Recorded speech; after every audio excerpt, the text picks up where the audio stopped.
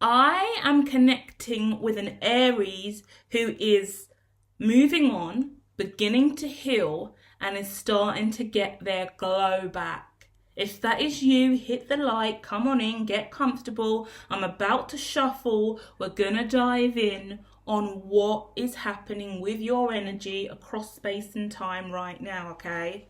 The preliminary cards have let me know that you are gonna get your glow back. You are healing now. You've accepted what you've seen in your third eye. That's the third eye chakra. That talks about vision, awakening. You are avoiding some truth, some understanding.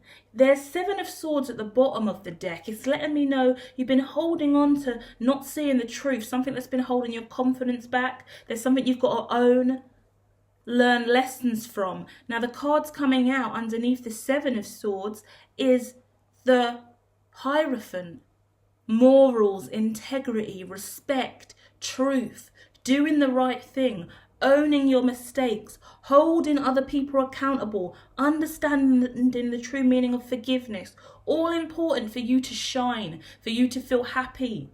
The Sun card is coming out next to the Six of Swords. Moving on, moving on, moving on. You tried to move on, but first you've got to look at all of these problems. Let go of the control as well. Bottom of the deck. Strength card. But it's called control. You're trying to remain strong. Do you know the main thing that strong people have? Their ability to be weak. True strength requires weakness. You ever seen a game of tug of war? Do you see the leverage, the push and pull? Do you see what happens in a game of tug and war when one person's pulling the rope, all the strength, all the effort, and the other team let go a little bit? They fall, they crumble, they let go. Yeah? It's not always about being the strongest person in the team, the strongest person in the room, the strongest person in the family, the strongest person in the relationship. Because when you do that, you leave no space to be weak. You leave no space to be vulnerable. You leave no space to be human. You hide layers of who you are and who you're destined to be. How can anyone help you, be there for you, support you, love you, if you're not owning how you're feeling, if you're not expressing it to anyone else, if you're the strong one all the time? Then all you do is help everyone else who tells you they're weak, yet no one helps you. So what are you carrying internally? Yeah, let's look. That was not a story about you specifically, but just an example of what the cards are showing me, yeah? So whatever resonates, take it. Whatever doesn't, leave it aside, yeah? These are general readings, remember. Please do hit like if you do resonate. Feel free to share more in the comments or add a positive affirmation to the comments, yeah? Okay, you're moving on now. You're moving on, finally. 9 of Wands. You have blocked people out of your life, or one person out of your life specifically, and you're moving on now. Cut ties, that's the best thing to do. Like, the way I look at this is you're going into hermit mode as well. If you're not talking to someone, you don't have a good relationship with someone, you've blocked them or they've blocked you, go and check out the fire sign reading. There's no point speaking to them, listening to them, watching them. Social media is one of the most difficult, toxic things in the world. And I had a big conversation in the fire sign reading about, okay, you've been blocked but you're still watching someone, or you blocked someone but you're still watching them. How's the healing ever going to happen? How are you ever going to heal when you're still giving your time and energy to that person? Don't watch any of their stuff. Don't engage with them. Move on with your own life. Don't watch their YouTube. Don't watch their Twitter. Don't watch their Instagram. Don't watch their Snapchat. Don't watch their stories. Don't watch any of their stuff. Don't make fake accounts to stalk them. Don't spend all your time and energy on their accounts. Especially if they don't want anything to do with you and they want you out of their life. You can't block people on YouTube, unfortunately. Some accounts you can't block people on. And some accounts, when you're public for business and reasons, you can't block them. It's really annoying for me. I get really irritated. Because all the people I've blocked out of my life, I would like them not to be in my energy. But they still find their way here. And it's disrespectful because I've asked them to leave me alone. And they can't even do that. I'm trying to build a business and a life for myself, and I still feel trapped. So however that makes sense for you, you hold that. And stay true, stay strong, have morals and integrity for yourself. Understand that people are always going to come in and block your blessings and watch you and want to see what you're doing and dive into your world. But you can only do you. Stay strong and true. Walk in your light, have integrity and have respect for yourself. Because you can't control other people and their options. But it's what people don't realise is when they block someone, oh wow, that's amazing. But if you're still watching them, or I don't talk to them anymore, I don't like that person anymore, no, I'm not involved, but you're still watching them all the time. You're in their life, you're in their energy. When are you going to heal? When are you going to take responsibility for yourself? When are you going to understand what you've done wrong? Or vice versa. Flip the roles. This could be for the cross-watcher. But whatever situation you're in, you've got to understand what's really happened here and how do we heal and move forward so this doesn't happen again. And listening is so important. So many relationships I've had, all that people had to do was listen. Can you hear me, please, and listen?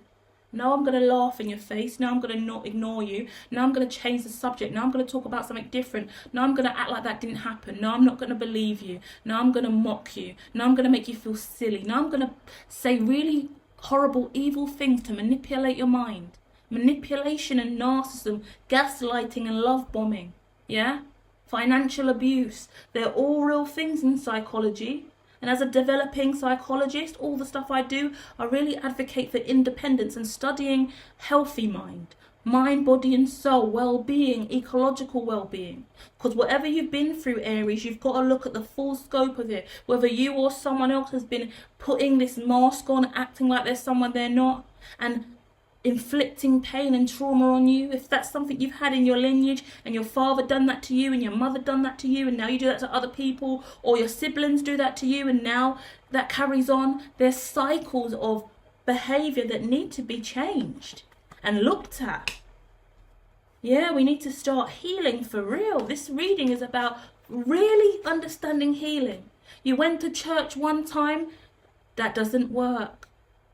You went to therapy one session, that doesn't work. You started doing aerobics, yoga, gym, dancing, swimming, eating healthily. Are you doing that every day? Is that a just one-off thing? When are you going to start getting this into a routine? It's about healthy habits that you do every day. You can't shout and scream at someone one day and then be lovely to them the next day and think that's fine. You can't shout at someone every Tuesday, but the rest of the 6 days of the week you're nice to them, and then you think that's going to work. And if that's what you're dealing with, Aries, understand that. Understand toxicity in relationships. Understand that what happens in your relationship, in your life, in your family, in your work environment, in your home, in your community, that doesn't happen in every other community. There's worlds out there, people out there, other families out there, other communities out there, and they all live differently. When you start to go out there and meet different people and connect in different environments, you start to learn that, whoa, everyone's life is so different. And that makes you look at your life. Then it makes you look at the law. Then it makes you look at your mental health. Then it makes you look at emotional well-being. Then it makes you look at your money, how you make money, how you don't make money, how you think you're healthy, the foods that you eat, how much food you eat, how much time you spend with people, how much time you don't, how much time you spend gossiping, how much time you spend reading, learning, studying, how many times you help people and do charity, how many times you go to the church, temple or mosque, how healthy you are, how kind you are. It all matters. But you don't know any different if you come from a place where everyone commits crime and swears and talks to people like shit, sells drugs, stabs people, and lives a gangbanger life. That's all you know. You come from a high-end family, you're all rich and all wealthy, you don't know any other race, you only know your own race, you only talk to people of your own skin colour, you're going to get trapped in that life, you don't know anything else. You don't know anyone who's got less money than you.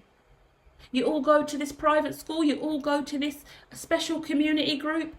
You isolate yourself from seeing other views of the world. If you're happy with that, that's fine. But what really helps you grow as a human being is going out there and seeing difference.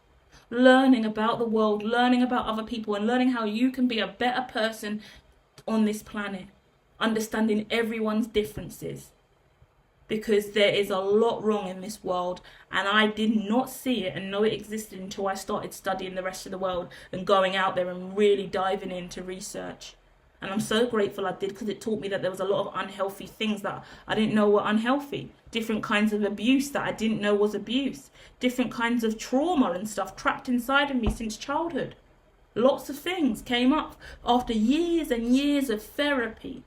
Consecutively, year after year, you start unraveling more of you. Years of studying tarot, years of working with other people, years of listening to other people. Make sure you surround yourself with good, positive people who say positive things.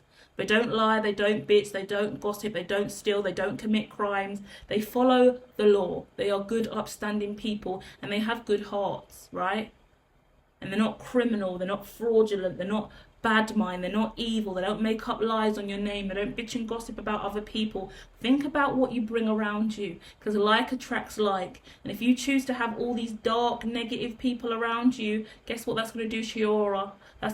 Guess how that's going to make you behave. Yeah? Understand how you're different and what you're doing to be different. Yeah? It wasn't easy for me to be a tarot reader and come into this community and just be a tarot reader, say I'm clairvoyant. Wasn't easy for me to do all the things I've done in life, but I chose to be me. I chose to stand on God every single day, and that doesn't make me favourable in many people's life, because you stand with God, that means you stand against a lot of sin and a lot of bad things, and when people are sinning and they want to get away with it, they will ruin your life just so their sin doesn't look like sin. But the truth is, God is always watching. God never leaves. And the only reason I'm here today delivering this message, because God chose me. God loves me. God believes in me. So take that energy and find that God in you. Find your purpose, yeah? Because you've got to walk away from anything that stops God connecting with you.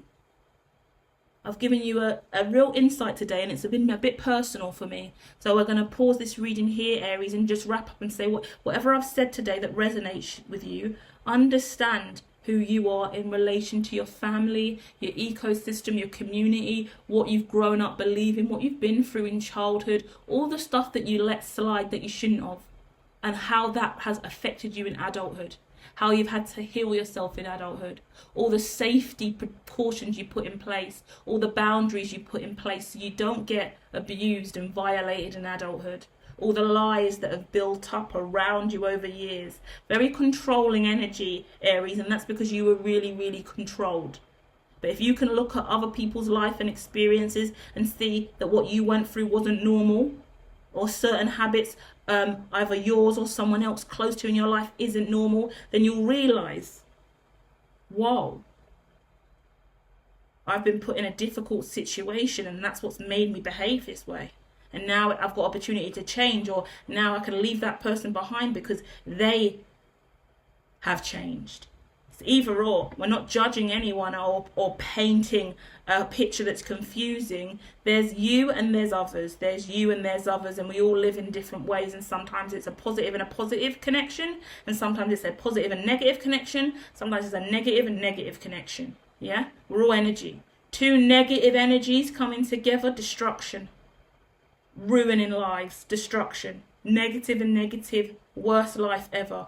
Negative and positive, this is like narcissistic personality and empath. Positive and negative coming together, then someone's going to suffer, someone's going to be the weaker one in the relationship, someone's going to get abused over and over again. Narcissist and narcissist, they will just be in their egos and destroy each other all day and destroy anyone around them all day, right? Especially in narcissistic parenting styles, how they can just come together and just manipulate children and for their own benefit. And then you've got positive and positive, an empath and an empath. And that's not even totally positive if an empath is too fragile and emotional. Yeah? I used to be a very emotional empath, cry all the time. I was crying for reasons, but no one really seemed to understand why I was crying. They didn't think that their behaviour and what they were doing was a reason for me to cry in childhood. You know? And now you get older and you study abuse, mental health, emotional well-being, why children cry and what's really been going on, and you have years of therapy, and then it dawns on you what you've really been through in childhood. And unfortunately, Sometimes your elders will never even know what you've been through or what they've done to you, because they didn't study what you studied and they didn't grow up knowing any better. So they choose to do things that are still not okay. So you have to choose to go it alone, go your own way. Keep yourself safe, because you've done the research, you've read the books, you've spoken to the therapists, you've spoken to the counsellors, you've spoken to the legal team, you've protected yourself. Yeah, that's the advice. Move forward and protect yourself from anything that's damaging to your mental health and emotional well-being, and know who you are compared in regards to the positive and negative energies that surround you, and choose to be the positive energy always. Love and light.